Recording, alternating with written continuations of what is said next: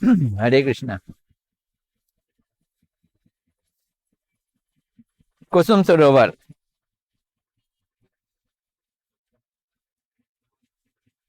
बड़ा ही भक्ति से भरा हुआ स्थल, और अगर गौर से देखा हो तो पिकनिक वाला स्थल भी लगता है, पिक्चरों वाला भी स्थल लगता है। कुसुम, कुसुम मैंने फूल, ये फूलों का भरा हुआ स्थान है। यहाँ जूही, चमेली, बेली, मोतिया, मोंगरा, गुलाब, कनेर, सब बड़े बड़े सुंदर और सुगंध वाले फूल यहाँ पर खिलते थे, और गोपियां इन फूलों को चुनने के लिए यहाँ आया करती थी।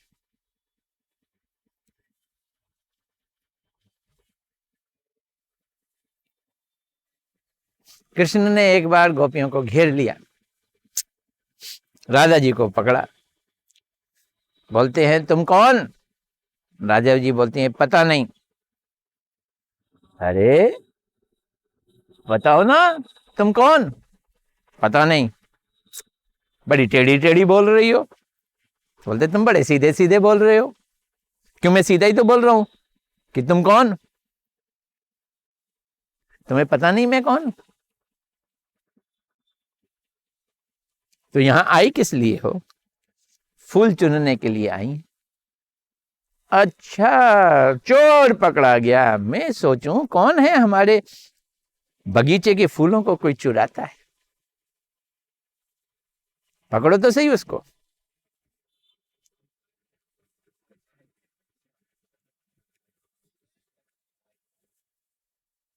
तब दादाजी ने कहा अच्छा, तुम कब से इस बगीचे के मालिक हो गए? एक भी पेड़ लगाया है तुमने कोई फूल का? लगाने की तो बात छोड़ो, कभी जल भी दिया है किसी को? ऊपर से गैयाएं चराते हो, सारा बाग उजाड़ देते हो।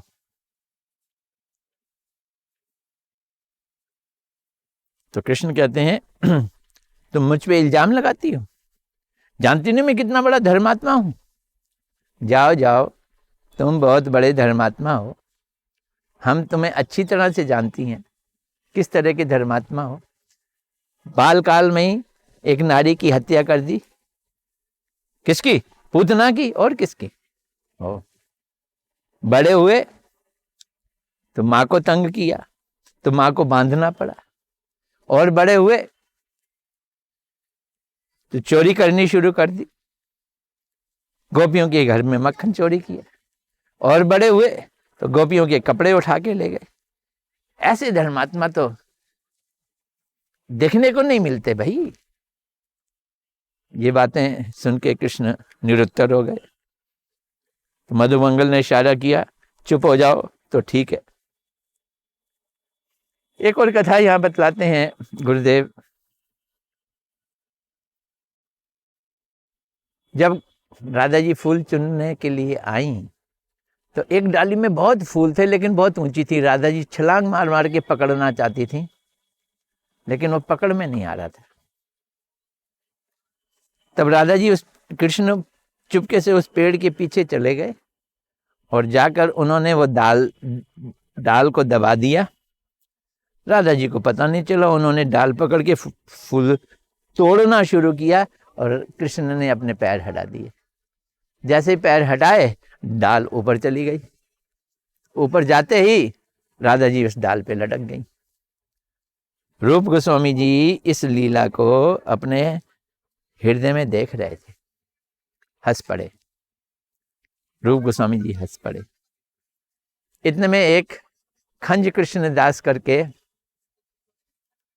व्यक्ति आया, और खंज कृष्ण दास लंगड़ा था, चलने में लहक थी उसके। वो रूप गोस्वामी जी से शिक्षा लेने के लिए आ रहा था। रूप गोस्वामी जी उस लीला को देखकर हंस पड़े। जब वो हंस पड़े तो रूप गोस्वामी जी ने उस खंज कृष्ण दास को तो देखा नहीं। वो तो इस लीला को देख रहे थे। खंज कृष्णदास ने कहा, जो किसी के लंगड़ेपन को देख के हंस पड़े वो कैसा वैष्णव होगा। यह कह के वो छोड़ के चले गए। जैसे ही वो गए, रुष्ट होकर गए, रूप गोस्वामी जी को लीला दिखनी बंद हो गई।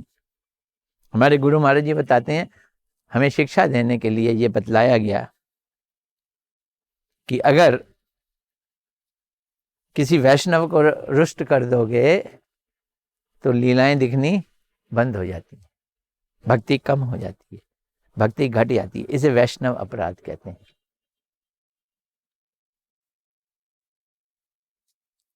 फिर सनातन गोस्वामी जी ने उन्हें परामर्श दिया, सब वैष्णवों का भोजन कराओ, जो रुष्ट होगा वो नहीं आएगा। क्योंकि रूप गोस्वामी जी को तो मालूम नहीं कौन रुष्ट हो गया। वैष्णवों का भोजन कराया गया, और जब भोजन कराया गया तो वो जो खंज कृष्णदास था वो नहीं आया। बोलते हैं ये कोई वैष्णव थोड़ी है जिनके यहाँ हम जाएंगे। बस तब रूप गोस्वामी, सनातन गोस्वामी उनके पास पहुंचे, बोले तुम क्यों रुष्ट हो। तब उन्होंने कहा कि मैं जब अंदर घुसा तो आप हंस पड़े। रूप गोस्वामी जी ने बात बतला दी, इस लीला का वर्णन कर दिया। खंज कृष्णदास उनके चरणों में पड़ गया। जो महात्मा इतना ऊंचा है कि भगवान की लीलाएं अपने हृदय में देखता है, मैंने उसके चरणों में अपराध कर दिया, उसको मामूली समझ के। ऐसा सोच के वो उनकी शरण में आ गए। तो इस तरह से राजा रानी ने रूप गोस्वामी जी की महिमा बतलाई। यहीं पास में ना नारद कुंड भी है। नारद कुंड जो है, नारद जी को गोपियों की लीला देख देख के मन में इच्छा हुई कि वो भी किसी तरह से गोपियों वाला भाव, वो भी गोपियों वाला भाव अपने अंदर लाए, गोपी बन जाए। सुनते हैं हजारों साल उन्होंने तपस्या की, लाखों साल तपस्या की, अब पता नहीं कितने साल की, पर बहुत तपस्या की।